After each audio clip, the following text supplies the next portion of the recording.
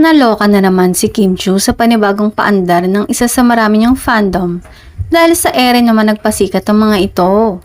Viral sa social media ang pabida ng Kim Pao Universe events nang umarkila ang mga ito ng single propeller aircraft para paliparin ang pagbati nila kina Kim at Paolo sa kanilang kaarawan. Mapapanood sa video ng nasabing fandom ang preparasyon sa pagkakabit ng birthday greetings sa buntot ng eroplano. Nang mag-take off ito, makikita ang lumilipad na sign ng happy birthday kina Kim at Paolo kasunod ang initials na KPU.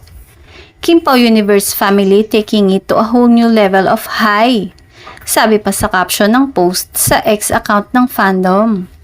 Mababasa sa reaction comment ni Kim ang naramdamang sorpresa at pagkagulat sa effort ng kanyang mga fan. Aniya, thank you all the love and all out support that you pour for us. Thank you for your time, effort and love. Grabe, pa-airplane talaga. Maraming salamat po. Say naman ang iba pang solid. Deserve ni na Kim at Paolo ang ganitong importansya dahil masipag, mabait at lagi silang nagpapakita ng ayuda sa kanila.